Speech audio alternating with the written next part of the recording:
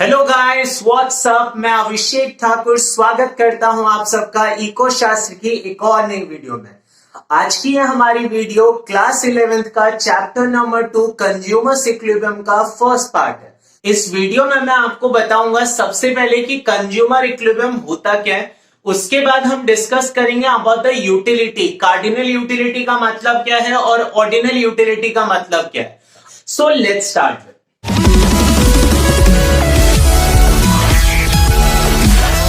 तो आज की हमारी ये वीडियो फर्स्ट पार्ट है कंज्यूमर इक्विलिब्रियम का। सबसे पहले जो मैं पार्ट स्टार्ट करने के लिए जा रहा हूं that is a basic terms.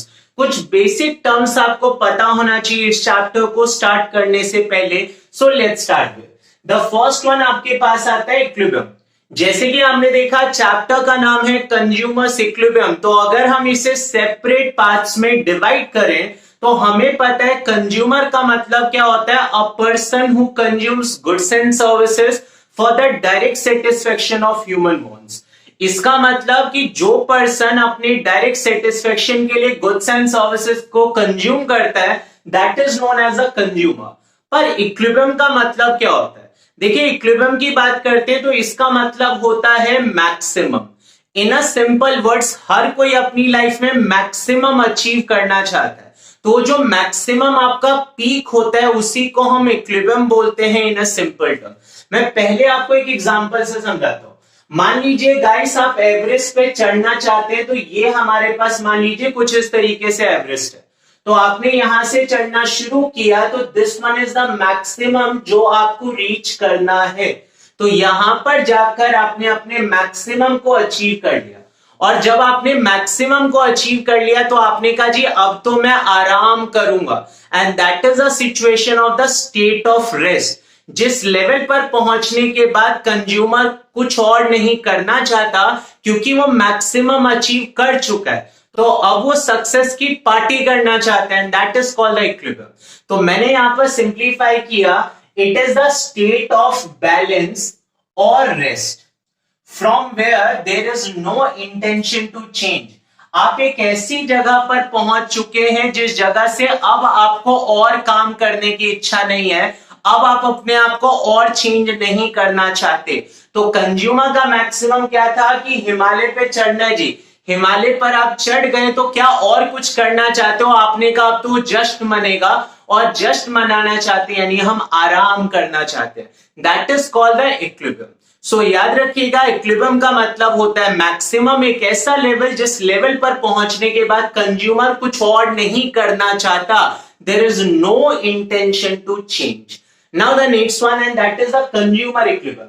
तो अब कंज्यूमर और इक्विलिब्रियम दोनों को मिक्स कर दीजिए तो बना कंज्यूमर इक्विलिब्रियम। तो कंज्यूमर का मैक्सिमम कहां पर अचीव होगा? जहां पर उसे मैक्सिमम सेटिस्फेक्शन मिलेगा, क्योंकि कंज्यूमर हमेशा किस चीज के लिए गुड्स एंड सर्विसेज को कंज्यूम करता है? For the satisfaction. तो जिस लेवल पर आपको मैक्सिमम सेटिस्फेक्शन मिले that is called the consumer equilibrium level. तो मैंने यहां पे लिखा, it is a situation in which a consumer can maximize their satisfaction in his given level of income and there is no intention to change his consumption। तो आई repeat again guys, consumer equilibrium एक situation होता है, इसकी जगह आप level भी बोल सकते हैं। एक ऐसा लेवल जिस पर आप अपने सेटिस्फेक्शन को मैक्सिमाइज कर लेते हैं। तो कंज्यूमर ने अपने सेटिस्फेक्शन को मैक्सिमाइज कर लिया, और किस में मैक्सिमाइज किया? इन his given level of income, जितना भी पैसा आपके पास है।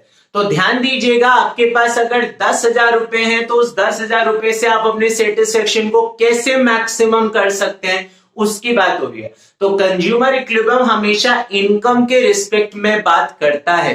तो मैंने लिखा in his level of income and there is no intention to change. अब जब आपने मैक्सिमम अचीव कर लिया तो अब और कुछ नहीं करना चाहते, and that is a consumer equilibrium.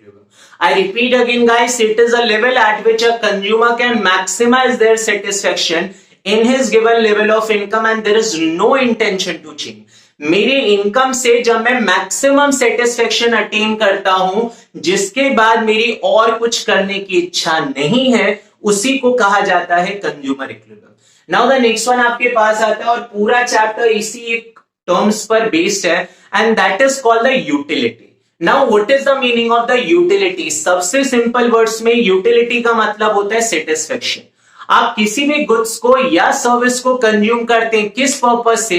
क्योंकि उसे कंज्यूम करने से आपको सेटिस्फेक्शन मिलता है, and that satisfaction is called the utility. तो मैंने यहां पे लिखा हुआ है, it is a quality of goods and services that directly satisfy the human wants. तो याद रखिएगा, गुड्स एंड सर्विसेज की क्वालिटी है कि वो इंसान को सेटिस्फाई करता है। इट मीन्स द सेटिस्फेक्शन और the worth of a good. एक गुड की क्या वर्थ है आपकी लाइफ में, दैट इज कॉल्ड कि उसका यूटिलिटी क्या है, उसका सेटिस्फेक्शन क्या है, that is called the utility. So I repeat again, हमने तीन चीजों के बारे में बात की। सबसे पहले मैंने आपको बताया था इक्विलिब्रियम। इक्विलिब्रियम एक ऐसा लेवल होता है जिस लेवल पर पहुंचने के बाद अब आप और कुछ नहीं करना चाहते, क्योंकि आपने अपना मैक्सिमम अटेन कर लिया है। तो मैक्सिमम अटेन करने के बाद और कुछ करने की इच्छा नहीं है, that is called the equilibrium. Consumer equilibrium होता था जहां पर कंज्यूमर अपनी इनकम से मैक्सिमम सेटिस्फेक्शन को अटेन करता है और उसके बाद उसकी और कुछ करने की इच्छा नहीं है। इन द सेम ऑर्डर हमने बात की थी यूटिलिटी की, और यूटिलिटी का मतलब होता है सेटिस्फेक्शन, जो हमें डायरेक्टली सेटिस्फाई करता है। लास्ट करता हूं, मैंने लिखा छोटी छोटी मगर मोटी बातें। याद रखिएगा, यूटिलिटी से रिलेटेड कुछ ऐसे कॉन्सेप्ट है जहां पे लोग मिसगाइड हो जाते हैं। पहली चीज हमारे पास आती है, utility does not mean usefulness. कई लोग ऐसा मान लेते हैं कि यूटिलिटी का मतलब होता है जो उपयोगी होती है, जो यूजफुल होती है।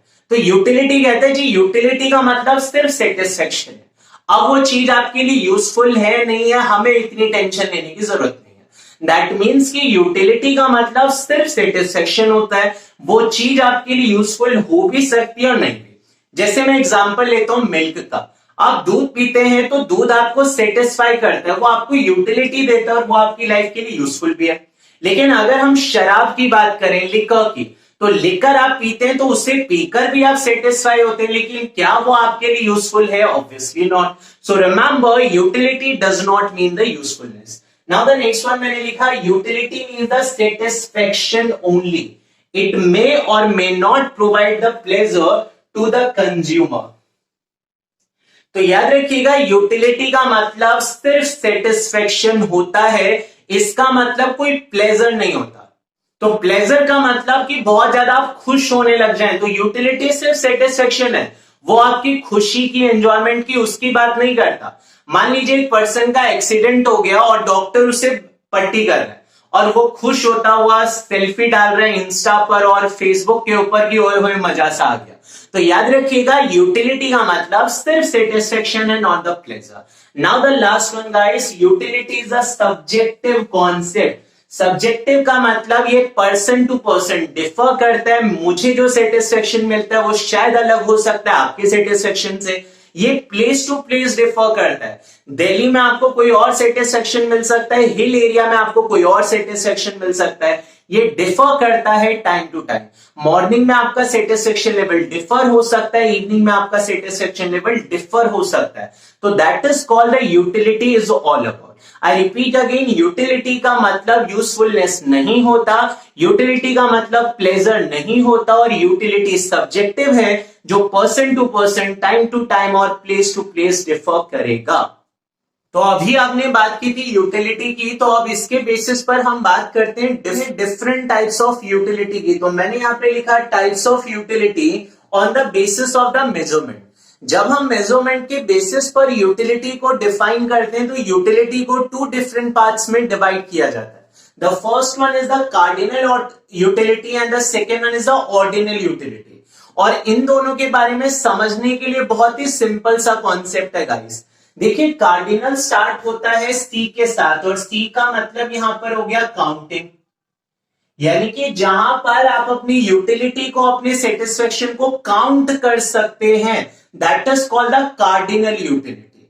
और जहां पर आप उसे ऑर्डर में रिप्रेजेंट कर सकते हैं, that is called the ordinal utility. I repeat again, utility two type का होता है, one is the cardinal, second one is the ordinal. Cardinal start हुआ सी से, तो सी का मतलब होता है काउंटिंग।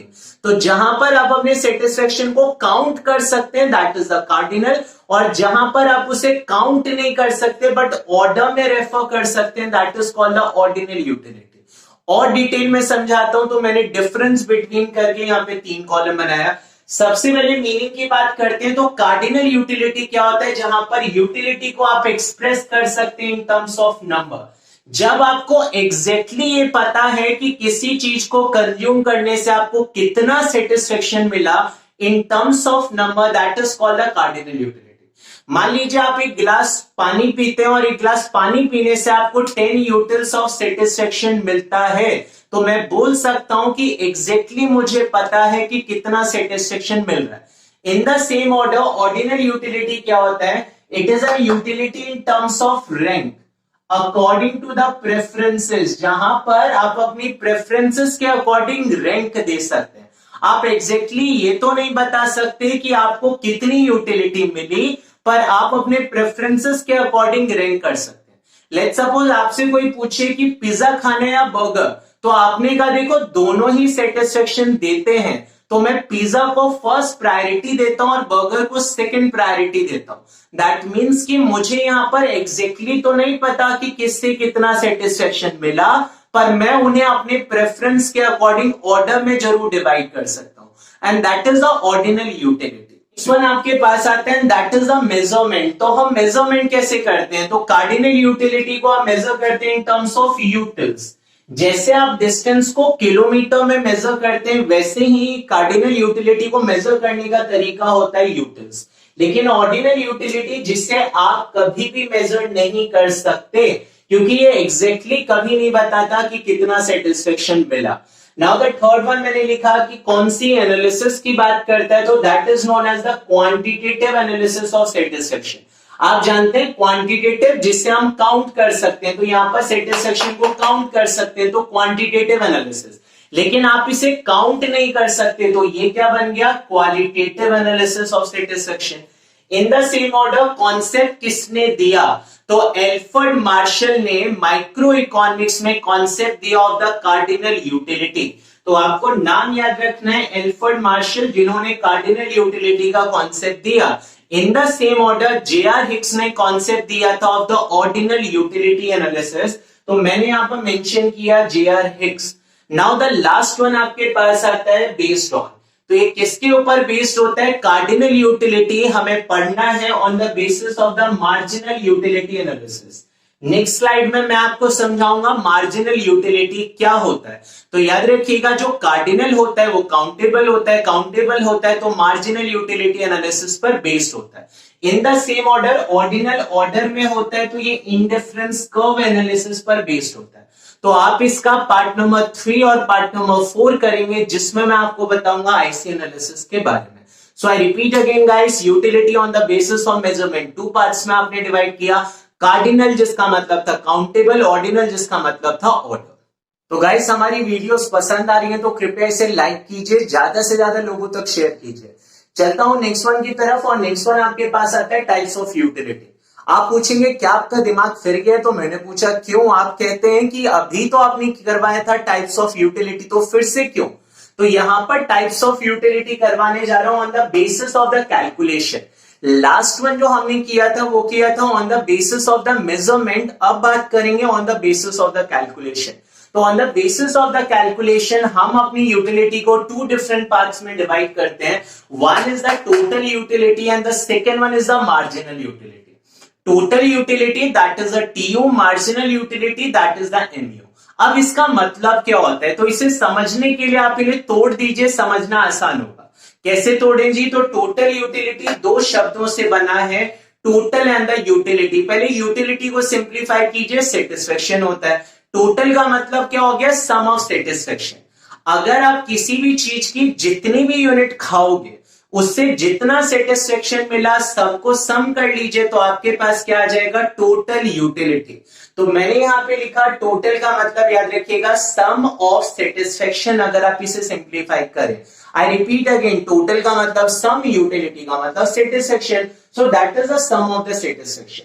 तो मैंने लिखा it is the sum of utility derive from consumption of given unit of a commodity. तो याद रखिएगा, पहले तो ये समझा दूं, कमोडिटी का मतलब गुड होता है जिसको आप कंज्यूम कर रहे हैं।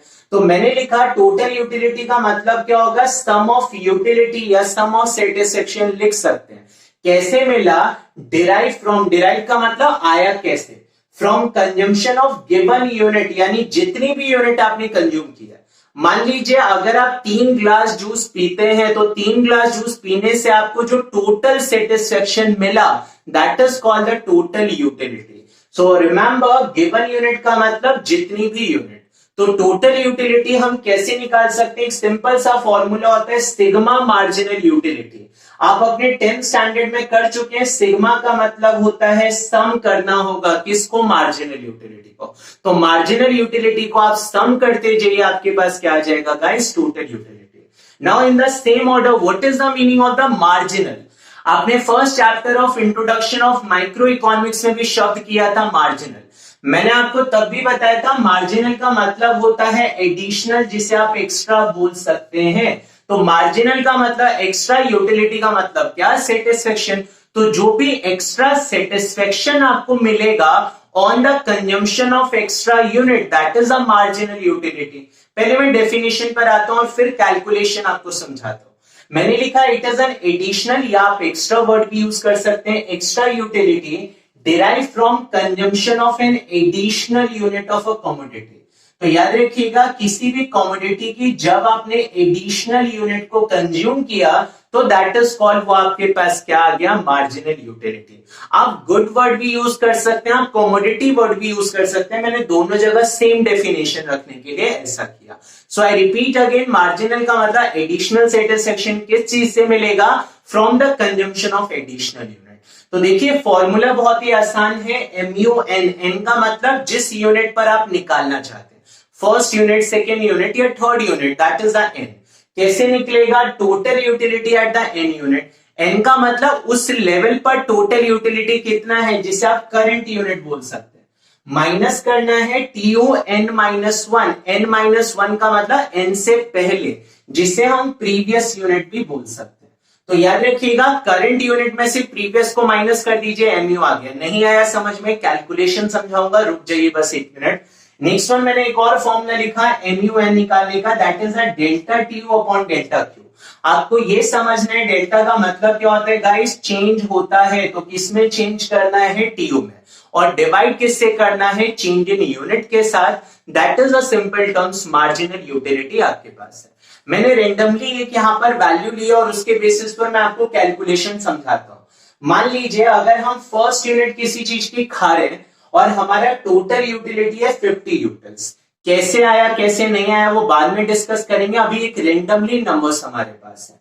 जब आप 2 यूनिट को एक साथ कंज्यूम करते हैं तो मान लीजिए टोटल यूटिलिटी आपको 80 यूटिल्स मिल रही है। इन द सेम ऑर्डर अगर आप 3 यूनिट एक साथ कंज्यूम करेंगे तो लेट्स सपोज आपको कितना मिलेगा, 100। तो मैं इसके बेसिस पर मार्जिनल यूटिलिटी फाइंड आउट करता हूं। तो देखिए मार्जिनल यूटिलिटी का फॉर्मूला आपने क्या लिखा था, दैट इज TUN-1, यानी करंट यूनिट में से प्रीवियस यूनिट को माइनस कर दीजिए। अगर मैं फर्स्ट यूनिट पे मार्जिनल यूटिलिटी निकालना चाहता हूं तो कैसे निकलेगा, पहले आप देखिए फर्स्ट यूनिट पर टोटल यूटिलिटी कितना है जी, 50, माइनस कर दीजिए इससे पहले टोटल यूटिलिटी कितना था। तो आप देखो 1 से पहले कौन सा यूनिट आता है, 0। अगर आप 0 यूनिट कंज्यूम करोगे तो सेटिस्फेक्शन भी क्या होगा गाइस, 0।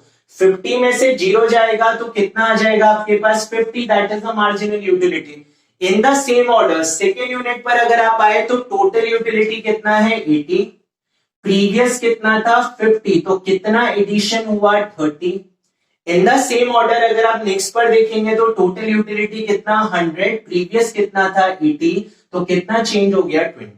तो मार्जिनल यूटिलिटी हमेशा चेंज की बात करता है। तो आप देख सकते हैं 50 to 80 कितने का चेंज आया, 30 का, और 80 to 100 कितने का चेंज आया, 20 का। That is the marginal utility. On the basis of the marginal आप क्या निकाल सकते हैं, टोटल यूटिलिटी। फॉर्मूला क्या बताया मैंने, sigma MU।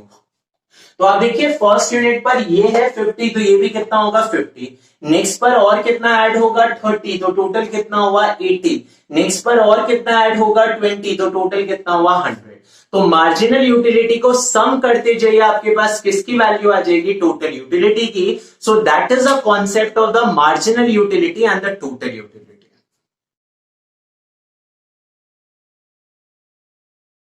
So that is the end of this video. अगर आपको हमारी वीडियो पसंद आए तो कृपया इस वीडियो को लाइक कीजिए, शेयर कीजिए ज्यादा से ज्यादा लोगों के साथ। हमारे चैनल को अभी तक सब्सक्राइब नहीं किया गाइस, तो प्लीज प्लीज प्लीज सब्सक्राइब कीजिए, क्योंकि आप हैं तो हम हैं, वरना हम कुछ भी नहीं। तो बने रहिए हमारे साथ। धन्यवाद।